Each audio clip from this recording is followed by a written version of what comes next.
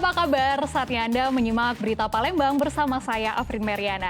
Sejumlah berita menarik akan kami sajikan untuk Anda. Berikut 3 berita utama hari ini. Hendak menuntut cerai ibu rumah tangga di Palembang justru dianiaya suaminya.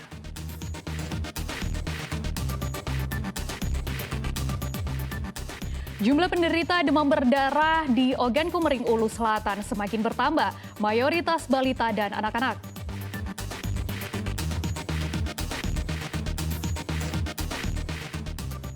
Menyambut ulang tahun kemerdekaan Indonesia, puluhan narapidana di rumah tahanan Pakjo Palembang antusias ikut lomba panco.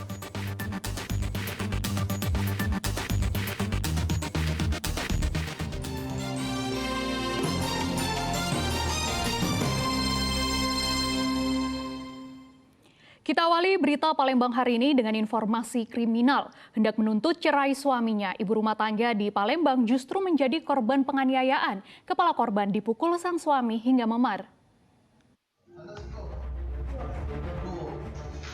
Tidak terima dianiaya suaminya, Megi melapor ke Polrestabes Palembang. Perempuan berumur 25 tahun itu menjadi korban kekerasan dalam rumah tangga oleh Nahyudi hingga luka memar pada kepala. Penganiayaan bermula saat korban hendak menuntut cerai dengan pelaku yang sudah lama tidak mau bekerja. Sang suami yang tidak terima dituntut cerai memukul 2 kali kepala korban. Sang istri yang sempat diancam akan dibunuh suaminya berhasil diselamatkan tetangga yang mendengar teriakan. Ditonjoknya? Iya. 2 kali ya? Iya. Pakai apa tuh? Pakai tangan. Pakai tangan? Iya. Itu awalnya gimana ya? Awalnya aku minta cerai. Dia Terus? udah galak gawe, aku minta cerai. Dia udah galak. Dia ngancam, nak nyincang. Nak dibunuhnya. Kenapa langsung kita minta cerai? Dia udah galak gawe. Hah? Udah galak gawe. Udah mau kerja gitu? Iya. Nggak sering kita Ya sudah sering. digebukin gitu? Dipukulin? Iya. Jadi kita minta cerai dia nggak mau gitu? Iya. Terus dipukulnya di bagian apa? Di, 2 kali? iya. Di mana itu? Di rumah. Di rumah kita? Iya. Yang nolong siapa waktu itu? Pada saat itu? Nenek di depan rumah. Nolong? Iya. Supaya kita teriak? Iya. Korban berharap polisi segera menindaklanjuti laporan dengan menangkap pelaku. Guna kepentingan penyelidikan, korban diminta melakukan visum di Rumah Sakit Bari Palembang. Dedi Irwansyah melaporkan dari Palembang. Sidang kasus tindak pidana pencucian uang dengan terdakwa bandar narkoba kembali digelar di Pengadilan Negeri Palembang. Pada sidang ini, jaksa penuntut umum menghadirkan 2 saksi dari penyidik Polda Sumatera Selatan. Terdakwa membantah semua keterangan kedua saksi. Majelis Hakim Pengadilan Negeri Palembang kembali menggelar sidang kasus tindak pidana pencucian uang yang melibatkan terdakwa bandar narkoba Rendra Antoni alias Janggo. Pada sidang ini, jaksa penuntut umum menghadirkan 2 saksi dari penyidik Polda Sumatera Selatan, yaitu Yeti Gultom dan Yulian. Kepada Ketua Majelis Hakim Sahlan Effendi, terdakwa membantah semua keterangan kedua saksi. Terdakwa menyebut dirinya mendapatkan intimidasi dan tidak didampingi pengacara saat pemeriksaan polisi. Sebenarnya dari proses penunjukan PH itu, saya sangat tahu ya, saya junior dulu 294 sudah mendampingi juga untuk masyarakat tidak mampu ya. Jadi saya tahu bagaimana teknisnya. Ketika ditanyakan kepada tersangka, apakah saudara punya penasihat hukum sendiri? Kalau dia oh saya belum ada, itu penasihat hukumnya.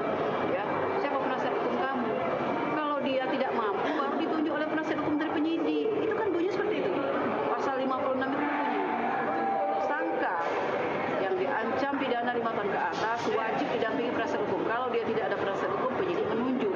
Itu bagi yang tidak mampu. Kalau dia mampu bayar, oh buktinya bisa bayar. Jadi saya. yang terjadi pada terdakwa ini gimana? Kita melihat. Nah, yang terjadi pada saat itu terdakwa tidak ada penawaran dikatakan mana. Saya tanya tadi kan, ada nggak pernyataan dari terdakwa bahwa dia tidak mampu membayar pengacara secara profesional? Itu tidak ada. Keterangan polisi yang memeriksa daripada terdakwa sudah menerangkan semua cara pemeriksaan dan mereka disumpah loh. Mana saksi tadi, 2 saksi tadi melakukan pemeriksaan. Tanya jawabnya pemeriksaan bagaimana, tidak tanya jawab, ada dipaksa, tidak ada. Ya itu hak dari terdakwa. Silakan kalau terdakwa. Karena perkara narkotika pun dulu seperti itu juga. Dia inginkan semuanya. Sampai sekarang sudah putus.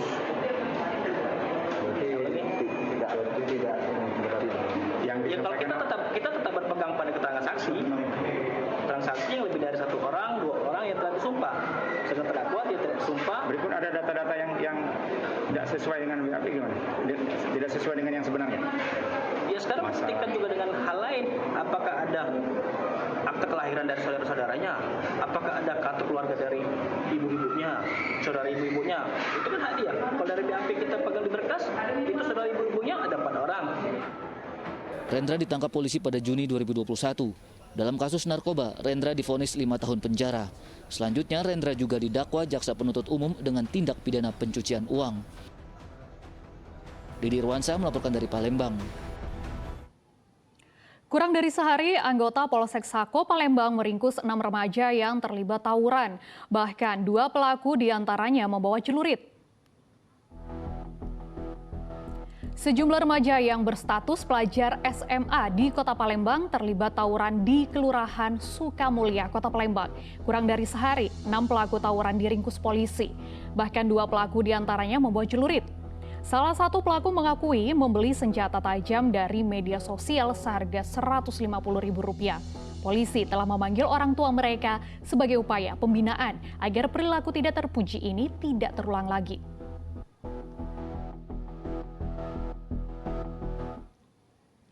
Seorang ayah umur 71 tahun di Ogan Komering Ulu Selatan tega memperkosa anak kandungnya. Polisi segera menangkap pelaku usai menerima laporan keluarga korban.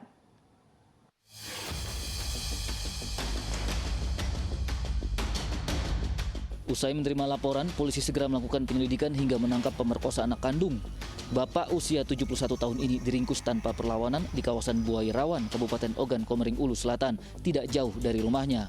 Ironis, pelaku 3 kali memperkosa korban yang berumur 10 tahun. Meskipun berupaya melawan, korban tidak berdaya karena kalah tenaga dengan pelaku. Pemerkosaan terhadap korban ini sudah berapa kali? Dari hasil BAP kami, waktu sidik itu sebanyak 3 kali. Yang pertama ada di rumah pelaku, pelapor, yang kedua di tempat pemandian, dan yang ketiga di tempat kerja pelapor. Itu bagaimana deh caranya memperkosaannya itu? Apa dengan pengancaman atau gimana deh? Jadi untuk persetubuhan ini, karena anaknya ini masih kelas 4 SD, jadi korban anak ini untuk kekuatannya lebih kalah, tidak kuat untuk melawan orang dewasa.